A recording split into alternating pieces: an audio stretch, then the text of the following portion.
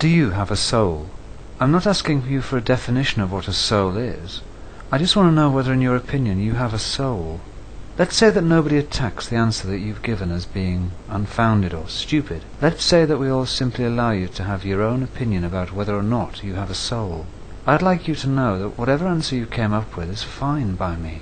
That might seem strange from someone like me, a vehemently anti-religion type. But I don't need to know what your answer is, because the important thing for me is the word my soul, the soul that I own, the soul that is within me, that I know exists in the way that I am happy to believe that it exists. The first person singular pronoun is a grossly underestimated part of the phrase my soul. Religious clerics want you to believe that it is sort of not yours really. It's kind of on loan to you, a special high-interest personal mortgage tailored especially for you. Do the right things and you can keep it for eternity. Do the wrong things and you lose it for eternity. Of course none of them ever defines what the soul really is. They don't need to. You know what it means or doesn't mean to you. You know how central or irrelevant the concept of a soul is to your everyday life. All they're interested in is the first person plural pronoun, the soul that is within you but we own, that you know exists in the way that you're happy to believe it exists, but that we own. And possession is 9/10 of the law, form and content again. It doesn't matter what is possessed, the contents, your definition of what the soul is. What's important is who owns it, the form, their definition of who owns whatever the soul might be. And if you are in doubt about this, think about the range of views that exist, say, in Christianity over time and place about exactly what the soul is. Some people think it's something located near their hearts, some in their heads, others somehow floating around you, yet others within you but in a different dimension. As I've said, it doesn't matter. Could be anything. And you know why?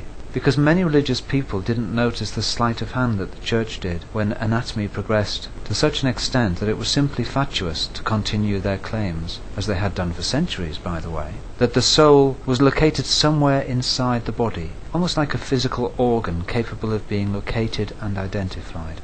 What they did was their usual cynical trick that always works on those silly little flocks of gullible sheep. Act as though they had never claimed a physical reality for something, and then act as though they had always been saying that it was only inside us in a metaphorical sense, a spiritual way, and yes, you guessed it, essentially in an invisible way. Now I'm really not attacking your personal view of whether or not you have a soul, or what it is that you define it as being. It just doesn't matter.